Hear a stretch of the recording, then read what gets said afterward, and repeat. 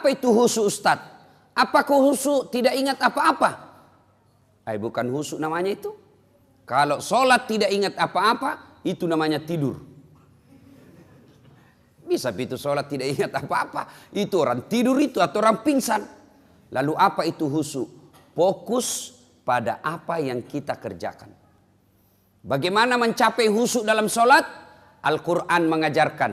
Ada 3 cara meraih khusyuk dalam Al-Quran. 1, sempurnakan wudhumu. Ini dulu, kalau bapak mau khusyuk dalam sholatnya, maka langkah pertama sempurnakan wudhumu. Nah, bukan dikatakan perbaiki, tapi sempurnakan. Berarti ada orang wudhunya sah, tapi tidak sempurna.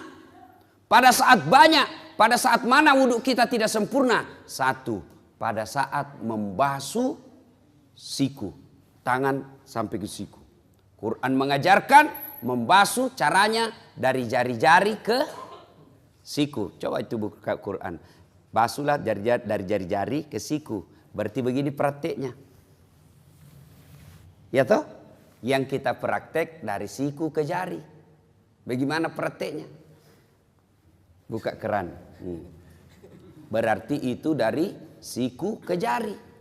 Terutama kita yang sudah tua, yang sudah pensiun, sudah muka-maka sakaratil maut. Nah itu kalau kita basuh siku, lipat itu sikuta. Kenapa? Karena di belakang ada keriput. Ibu-ibu, coba bandingkan sikunya cucuta dengan sikuta. Bandingkan nih. Sikunya yang anak SMA dengan yang sudah 80 tahun. Bandingkan. Yang anak SMA, biar dia tidak lipat, itu tidak ada keriputnya dilihat. Tapi kita yang sudah tua, pasti banyak keriputnya. Jadi ketika kita tidak lipat kita punya siku, maka pasti air tidak masuk dalam siku. Kalau kita yang sudah muda, masih muda, apa tahu godaannya setan? Dia pakai lengan panjang. Coba, pakai lengan panjang seperti ini toh. Cara lipatnya dia cuma begini. Nah, coba lihat. Cara lipatnya begini. 100% tidak sah wudhunya. Kenapa? Tidak kena sikunya. Karena ini wajib siku. Maka ketika kau linting bajumu, di atasnya siku. Nah, ini baru betul. Tapi kalau sejajar siku, berarti sikumu tidak kena air, tidak sah wudhumu. Tidak sah wudhu, otomatis sholatmu tidak sah. Nah, ini kalau lengan panjang. Kalau perempuan yang banyak membuat tidak sah sholatnya, tanpa dia sadari akhirnya tidak sah sholatnya gara-gara wudhunya tidak sah. Apa? Lipstick, eyeshadow, dan lain-lain. Apakah namanya itu yang di pipi? Merah pipi. Kalau biru tahu ah? Biru pipi. Nah, lipstick. Bu, lipstiknya terlalu tebal. Akhirnya apa? Bibirnya tidak tersentuh air. Atau yang bedak-bedaknya di sini terlalu tebal, tidak tersentuh air. Maka ketika mau wudhu, maka ibu-ibu bersihkan dulu itu. Nah, ini yang menjadi masalah kalau dia pergi pesta. Karena bilang 300.000 nih salung. Akhirnya begini di wudhu. Iya. Nah, maka kalau mau khusyuk, yang pertama langkah sempurnakan wudhu. Yang kedua yang paling banyak kita lalaikan ketika wudhu, apa? Membasuh kaki. Anak-anak ini, biasa anak-anak SMA, anak SMP, buru-buru. Apalagi kalau rakaat ketiga nih, habis nih. Lewat. Tenang kok saja, kau bisa masbuk.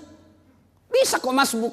Meskipun sudah rakaat keempat, at-tahiyyat itu imam, selama dia belum sholat, belum salam, berjamaah juga namanya itu. Dapat kok pahala 27. Jadi tidak usah kau buru-buru, tidak usah lari-lari. Pas kau lari, begitu sampai pasti kau tidak konsentrasi, poso. Nah, maka tidak usah lari. Tidak usah lari, santai saja. Kenapa? Selama imamnya tidak salam, belum salam, masih kau dapat pahala berjamaah. Jadi tidak usah makin buru-buru. Nah, apalagi yang membuat kita, yang kaki, wudhu, berkaitan dengan wudhu. Kaki. Nah, ini kita biasa tidak sempurna wudhu. Bahkan bisa jadi tidak sah. Apa? Wudhu kakinya nak kasih begini ji. Itu kalau wudhu ada, coba baca rukun wudhu. Paling terakhir itu rukun wudhu tertib. Apa itu tertib? mendahulukan yang dahulu, membelakangkan yang belakang. Artinya selesaikan dulu kananmu, baru pindah kiri. Nah, yang kita praktek kanan dulu, kiri lagi, kanan lagi, kiri lagi. Nah, itu orang Bugis bilang majabuta. Nah, selesaikan dulu kanan, selesaikan, tuntaskan, baru pindah ke kiri. Tidak usah lagi pindah ke kanan. Karena kalau kanan kiri bukan tertib namanya itu. Ya, sudah itu kaki juga. Sempurnakan dulu kanannya, baru pindah ke kiri. Nah, ini yang banyak bisa setan masuk. Ada Nabi pernah katakan, pintu masuknya setan itu kuku. Bertanya sahabat, kok bisa? Karena di kuku kalau kau wudhu, kau buru-buru, pasti tidak masuk celah-celah air di kukumu. Boleh panjang kukumu, dengan catatan kamu harus lebih teliti dan lebih jeli ketika wudhu. Kenapa? Kalau dia panjang, nah, tidak masuk air di sini, tidak sah wudhumu. Maka harus korek-korek. Kan biasa ada satu seperti saya ini satu, panjang-panjang sedikit. Apa tujuannya ini? Seksi kebersihan. Kebiasa sudah makan coto, tidak bawa sikat gigi. Nah, itu bagusnya itu kalau ada siwak. Itu siwak bisa dikantong-kantongi, biar tidak pakai odol. Hah? Biar tidak pakai air, langsung kasih masuk saja. Tapi jantung kau orang makan coto di depan kasih begini, kurang ajar kau itu ya. Ya. Nah, ibu bapak, saudara-saudara sekalian. Ya. Bagaimana kalau membasuh kaki dan jari-jari? Sunnahnya jari-jari tanganmu kasih masuk ke jari tangan yang satu. Nah, misalnya kiri yang kita basuh, nah, jari-jari tangan kanan yang masuk. Kalau basuh kaki, jari-jari tangan kita masuk. Baru usap ke belakang. Lalu sampai ke belakang ini kasih begini. Kasih naik. Kenapa? Tumit bisa jadi tidak basah. Apalagi bagian ini Pak. Kalau buru-buru gitu, ini yang paling sering tidak basah. Kalau tidak basah ini Pak, pasti tidak sah wudu. Tidak sah wudu, tidak sah salatmu. Inilah yang Allah jelaskan dalam Quran. Ara'aital ladzi yukatsibu biddin. Tahu enggak kamu pendusta agama? Menurut Profesor Dr. Quraish Shihab yang menafsirkan ayat ini, termasuk di antaranya pendusta agama itu solatnya dusta. Siapa mereka? Mereka yang lalai dalam solatnya. Kenapa lalai dalam solatnya? Mulai dari wudhunya tidak sempurna. Nah, itu pendusta agama kita itu kena. Jadi nanti di akhirat kita bilang, Tuhan, mana pahala solatku 40 tahun? Nah, bilang Tuhan, memang kau sembahyang tapi tidak sah. Kenapa bisa? Dikasih lihat video tak? Kan itu kita itu Pak, 24 jam ada CCTV. Ini kalau CCTV na masjid keluar kita nak lihat makin. Tapi CCTV-nya Allah namanya Raqib dan Atid. Nah syuting kau terus 24 jam. Biar tidur lagi di toilet. Nanti nak putarkan ke Tuhan. Inikah solat yang saya ajarkan? Kita bilang tidak ku tahu. Kenapa kau tidak tahu? Nek kasih kau otak. Kau sarjana. Kau kaya. Bagus, sehat. Kenapa kau tidak tahu? Tidak pernah dengar dakwah. Kenapa kau tidak pernah dengar dakwah? Sepak bola kau begadang sampai pagi. Main game kau begadang sampai pagi. Kenapa kau tidak pernah belajar soal solat? Nah itu solat kau pakai 24 jam. Bagaimana solat kamu bagus Pak? Coba jujur ki bede. Dalam hati tak mau. Jangan dikasih naik tangan tak. Pasti malu-malu ki. Jujur maki. Berapa tahun maki solat? 50 tahun. Ada itu buku di rumah tak, tuntunan dan pedoman solat 5 waktu? Coba, kira-kira bagaimana kita solat? Begitu tidak bapak tak, begitu kita lihat orang, begitu kita solat, tidak pernah kita baca bagaimana itu solat. Adik-adik beli handphone, begitu beli handphone, ada apanya? Ada petunjuk penggunaannya. Dan di situ ditulis warna merah. Baca buku pedoman penggunaan sebelum menggunakan handphone. Coba. Itu ditunjuk itu. Ditulis merah. Baca dulu ini buku baru kau buka itu HPmu. HP saja itu ada buku pedomannya. Apalagi kita sholat. Akhirnya jangan kau heran. 30 tahun kau sholat masih hobi kau makan uang haram. 30 tahun kau sholat masih suka kau bohong. 30 tahun kau sholat masih suka kau maksiat. Kenapa? Karena sholatmu belum seperti yang dihendaki Allah. Padahal Allah sudah jelaskan. Inna sholata tanha anil fasya'i wal munkar. Ayat ini kita sudah hafal semua dari tak kecil. Sesungguhnya sholat itu mampu mencegah kalian dari perbuatan keji dan mungkar. Karena makanya jangan keheran. Kenapa itu rajin nama sembahyang deh. Tapi dede pak gosipna. berarti bermasalah sholatnya. Kenapa itu rajinnya sholat nabdede sekit namamo? Berarti sholatnya bermasalah. Kenapa tidak? Coba kita lihat sholat kita, Pak. Orang Bugis bilang pito. Allah. Assalamualaikum. Olahraga bukan? Coba make. Orang saya tanya, kenapa? Karena cepat sekali kalau sholat gitu. Nggak sampai mami kulihat 5 menit sembahyang duhur. Apa nak bilang? Ku hafal mi ustaz? Sini kau dulu. Kalau kau bilang hafal begini mah kau saja. Allahu Akbar. Tuhan bacaannya sama di kemarin. Assalamualaikum warahmatullahi. Sudah mi. Kan itu jadi hafal. Iya toh. Tapi kan bukan itu. Sholat itu ada rukun-rukunnya. Ada tertibnya. Ada syarat sahnya. Yang itu harus kita lakukan. Kalau itu kita ikuti, maka insya Allah hidup kita akan baik. Oke Pak. Jadi kalau ada masalah, jangan cari kambing hitam. Itu saja kita tanya, bagaimana sholatku selama ini. Orang Pak kalau baik sholatnya, husuk sholatnya, tata cara pelaksanaannya baik dalam sholatnya, insya Allah dalam hidupnya juga akan baik. Allah sudah jelaskan, sholat mencegah kau dari perbuatan keji dan mungkar. Mulai saja dari rukun-rukunnya sholat. Mulai dari saja syarat sahnya sholat. Apa syarat sahnya sholat? 1. Bersih dari najis dan hadas. Aplikasikan dalam hidupmu, maka itu orang pasti bersih. Adik-adik saya tanya, sah tidak sholat kalau kita tidak wudhu? Sah. Yang penting tayamum. Tapi tidak semua boleh tayamum. Apa syaratnya? Tidak bisa kena air. Misalnya cacar. Toh? Penyakit tidak bisa kena air. Atau subuh. Kalau kena air subuh-subuh langsung menggigil, tidak bisa bernapas. Poso, asma. Boleh kok tidak, boleh kok tayamum.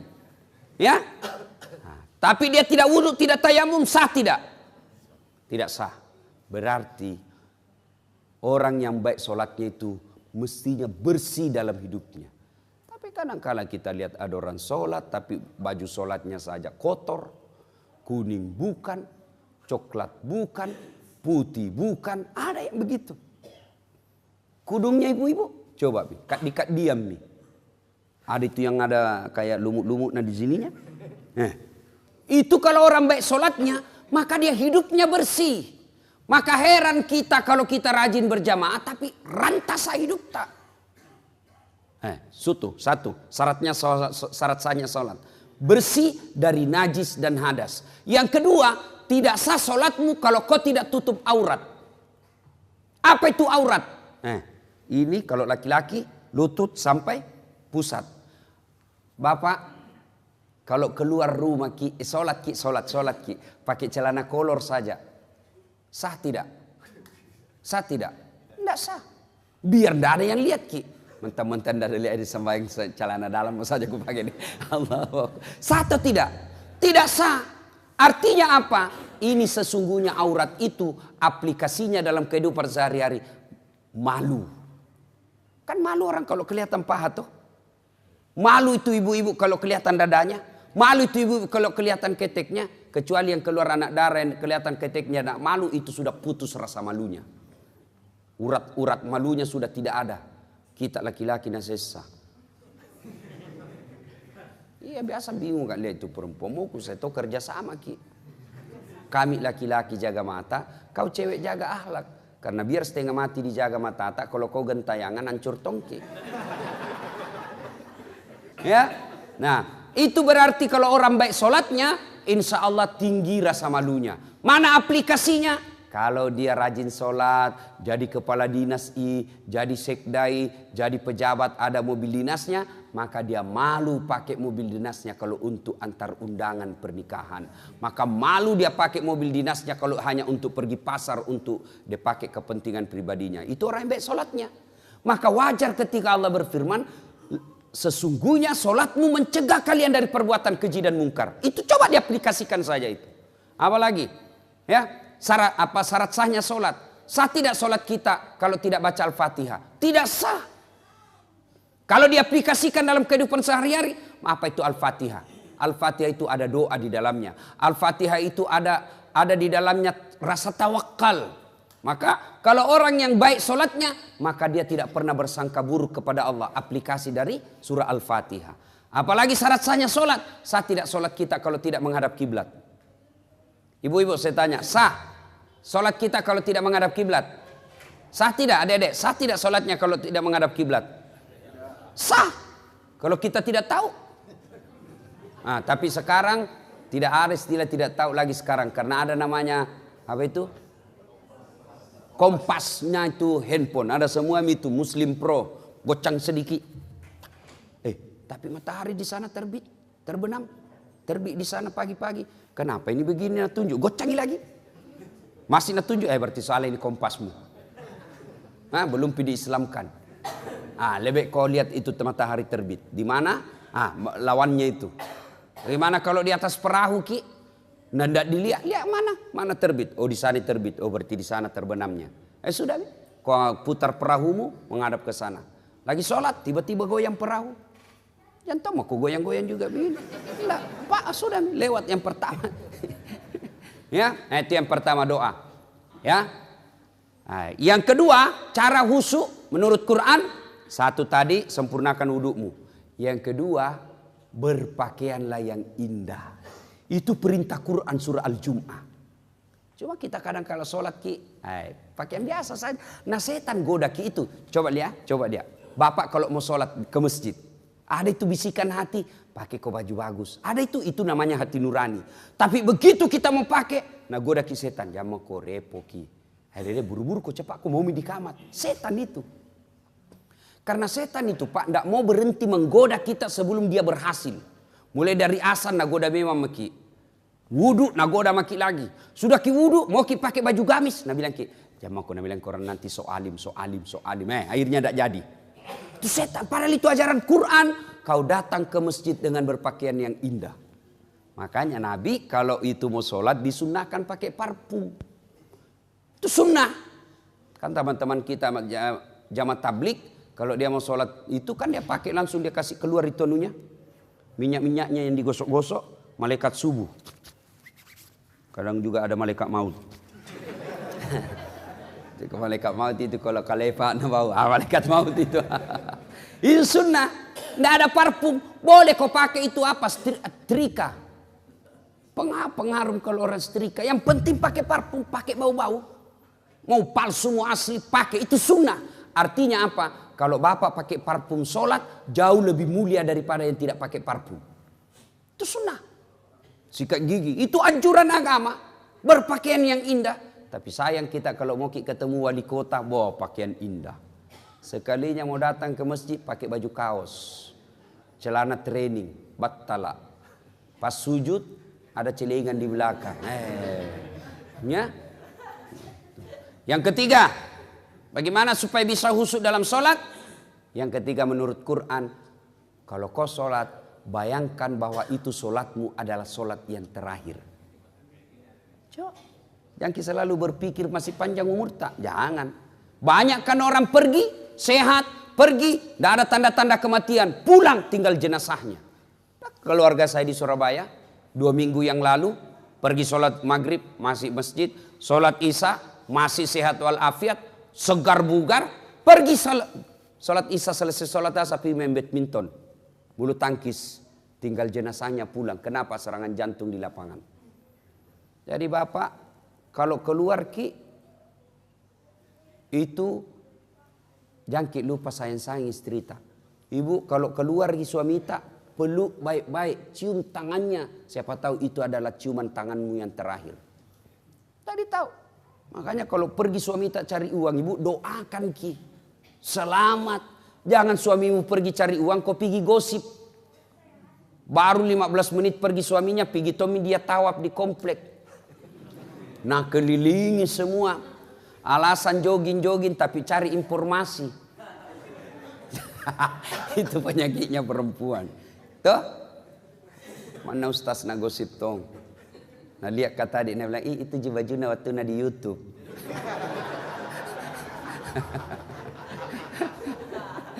Nah sekarang ada tipsnya lagi.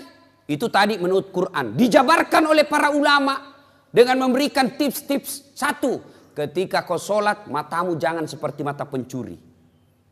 Ada kan orang sholat seperti mata pencuri. Allahu Akbar. Nah, apa yang dibaca semua tadi di atas sini? Sembayang, yang dibaca kalender. Toh? Maka ketika kau sholat, bagaimana caranya? Anjuran Nabi, lihat kau apa yang kau mau sujuti. Tanpa sujud. Ketika sholat itu kita lihat. Begitu ibu-ibu, apalagi ibu-ibu di belakang. Hah? Terbuka pintu, siapa yang lewat satu komplek pasti kau sebut dalam hati namanya. Oh Haji Rahim terlambat ki. Lewat lagi. Oh Haji Baddu terlambat tongi. Lewat lagi. Oh ndak serasina kuduna sama bajuna. Oh semua itu. Maka ketika sholat tunduk lihat apa yang kau sujuti. Sudah lakukan itu ternyata belum juga bisa susuk. Serahkan kepada Allah. Apa? Itu bisa bagian ada pengurus masjid tidak mau pakai karpet. Kenapa? Karena karpet ada gambar-gambarnya. Nah lihat misalnya Masjidil Haram. Nah bayangkan lagi itu masjid. Pernah sudah. Tapi sebaiknya kalau banyak pensiun di dalam pakai karpet. Kenapa? Lutut nah kodong. Dah kalau turun na lutut ketemu tegel pasti kalah lutut. Ya? Nah, maka dikasih yang empuk-empuk ya. Nah, itu mata jangan terlalu banyak gerak. Yang kedua, jangan berkeliaran. Yang kedua, cara prakteknya yang dulu. Ketika sholat jangan terlalu banyak gerak. Bapak saudara-saudara sekalian, berikutnya lagi. Ketika sholat, usahakan yang kita baca, kita paham. Jangan dulu terjemahkan per ayatnya. Pahami saja kesimpulannya itu ayat. Halo ibu-ibu, siapa yang menghafal Al-Fatihah dengan terjemahannya? 2 ji. Berapa tahun maki sembayang? Kita bedek bapak-bapak. Yang hafal Al-Fatihah dengan terjemahannya angkat tangan. Coba 4 ji. Padahal kita sudah sholat 20 tahun. Coba itu saja bukti bagaimana kita mau bisa khusyuk dengan sholat. Al-Fatihah yang kita baca setiap sholat kita belum tahu artinya. Paling tidak kesimpulannya saja itu ayat. Maka supaya bisa khusyuk dalam sholatnya, usahakan apa yang kita baca kita paham ayat itu. Nah ini ya, maka ini doa yang pertama. Allahumma inni a'udzubika min qalbin la yahsya. Ya Allah, lindungilah saya dari hati yang tidak bisa khusyuk. Yang kedua, isi dalam doa ini, Allahumma inni a'udzubika min qalbin la yahsya wa min nafsin la tasba. Dari nafsu yang tidak pernah puas. Ini menyiksa manusia ini. Nafsu yang tidak pernah puas. Dunia diperbudak oleh dunia. Coba maki. Punya mobil, punya motor, mau mobil. Punya mobil, mau 2. Sudah 2, mau 3. Sudah punya 3, dia cari lagi yang harganya lebih mahal lagi. Itu perbudak dunia. Nafsu yang tidak pernah puas. Kalau orang punya nafsu yang tidak pernah puas, maka dia tidak akan pernah kaya. Dia akan merasa miskin terus. Kalau kau mau bahagia, urusan dunia, lihat kau ke bawah. Urusan akhirat, lihat kau ke atas. Apa aplikasinya? Contoh. Kita yang punya mobil, alhamdulillah. Ada di mobilku, mana mau mobil tua. Tetanggaku motor ji. Kita yang punya motor, alhamdulillah. Ada motorku, tetanggaku kodong sepeda ji. Kemana-mana menggayu. Kita yang punya sepeda, alhamdulillah ada sepeda aku. Tetanggaku poin mana sepeda tidak ada tong. Kemana-mana jalan kaki. Kita yang jalan kaki, alhamdulillah masih sehat kak. Tetanggaku lumpuh, tidak bisa kemana-mana. Kita yang lumpuh, alhamdulillah masih sehat, masih bisa hidup kak. Tetanggaku kemarin mati. Insya Allah itu ada puasnya kita. Tapi kalau dibalik, urusan dunia dilihat ke atas. Yang lumpuh lihat yang jalan. Wih, kenapa saya menderita di sini ya? Yang jalan, nah lihat yang ada sepedanya. Yang ada sepedanya, nah lihat yang ada motornya. Yang ada motornya, nah lihat mobilnya. Yang ada mobilnya, nah lihat mobil baru. Mobilnya jelek, tidak pernah dia puas. Sebaliknya, urusan akhirat lihat ke atas. Artinya apa? Itu saja tetanggaku. Masih muda, rajinnya berjamaah di masjid. Apa saya ini pensiun, mau mati dan tidak pernah kedatang di masjid. Itu namanya lihat ke atas akhirat. Itu saja tetanggaku tidak jelas penghasilannya. Tapi kalau ada Jumat pasti ada namanya disebut penyumbang. Itu namanya urusan akhirat, lihat dia ke atas. Nafsu yang tidak pernah puas. Kalau nafsu yang tidak pernah puas, maka yakin itu yang membuat kita menderita. Nah, isi yang ketiga. Allahumma inni a'udzubika min qalbin la yahsha wa min nafsin la tasba wa min ilmin la yanfa. Ya Allah, lindungilah saya dari ilmu yang tidak bermanfaat. Banyak orang pintar tapi belum tentu bermanfaat buat dirinya. Maka kita berdoa, lindungilah saya dari ilmu yang tidak bermanfaat. Mana ilmu yang tidak bermanfaat? Ilmu yang semakin menjauhkan kita dari Allah. Jadi insinyur, jadi dokter, jadi ekonom, jadi teknokrat. Tapi ilmu yang dia pakai itu makin menjauhkan dirinya dari Allah, maka itulah ilmu yang tidak bermanfaat. Maka itu dia ajarkan kita doa. Ya Allah, berikanlah saya ilmu yang mampu aku amalkan. Nah, jangan sampai ilmu yang kita pikul, ilmu yang tidak mampu kita aplikasikan. Ini berat buat ustadz. Ini khusus doa sebaiknya diulang oleh ustadz. Kenapa? Karena kami penceramah beda dosanya ketika melakukan dosa dengan anak muda yang anak milenial. Sama-sama berdosa, sama jenis dosanya. Dosanya kalau ustadz berlipat-lipat ganda. Lima takuluna ma la taf'alun, kata Al-Quran. Kenapa kau katakan padahal kau yang laksanakan? Karena di akhirat nanti lebih besar dia hukumannya. Kenapa? Karena dia mendakwakan, kau begini, kau begini, kau begini. Dia tidak amalkan. Nah, itulah beratnya jadi ustadz nanti. Timbangannya luar biasa nanti. Nah, yang keempat, kita berdoa kepada Allah. Lindungilah saya dari doa yang tidak mustajab. Doa yang tidak dikabulkan Allah. Dalam hidup ini Pak, semua orang ada masalah. Dan senjata ketika ada masalah, curhat. Berdoa kepada Allah. Tapi kalau doa saja kita sudah tidak didengarkan Allah, maka itu sudah paling sial hidup kita. Maka kita berlindung kepada Allah. Ya Allah, lindungilah saya dari doa yang tidak diijabah. Kenapa doa kita tidak dikabulkan? Salah satu sebabnya doa kita tidak dikabulkan, hubbi aklil haram, suka makan barang haram. Bapak-bapak yang perokok, berapa itu satu bungkus? Berapa sina? Berapa? 12, ada juga 16. Ada 20 toh? Ada lagi yang kuliah rokok aneh-aneh, pendek sekali kuliah. Bulan lalu kuliah itu pendek begini, putih. Kuliah harganya deh lebih 20.000. Bayangkan itu, ada kawan saya punya komunitas namanya infak beras. 1000 ji orang kasih satu hari. Berapa puluh orang nak kasih anak yatim nak kasih makan. 1000 ji. Rokok 20.000. Bayangkan. Kenapa doaku tidak dikabulkan Allah Ustaz? Merokok Ki. Iya. Berapa itu satu bungkus? 20. Berarti 20 kali Ki satu hari bikin dosa. Mana? Rokok. Siapa bilang haram itu rokok? Kalau kita bilang baik ji itu rokok. Kalau kita yakin itu rokok baik, sebentar nanti selesai ke salat subuh, panggil anak yang SMP sama SMA sini kok nak. Piko beli rokok, kita merokok sama-sama di sini. Mau Ki kira-kira Pak? Mau Ki kira-kira di depannya anak merokok? Pasti tidak mau Ki. Mana mau kita bilang, mana mau nak ke pak kaluru, jangan merokok aku tampelin kau itu. Nah, karena kita yakin itu rokok jelek. Maka saya doakan Ki ini yang hadir, mudah-mudahan berhenti maki merokok. Lebih baik itu pembeli rokok tak kita tabung. Niatkan Ki kasih umroh tetangga tak yang miskin. Itu lebih berpahala daripada ini. Jangan Ki marah Pak, jangan Ki marah, jangan Ki marah, jangan Ki marah. Ya, jangan Ki marah. Tapi kalau mau Ki marah terserah kamu mau pulang nanti nih.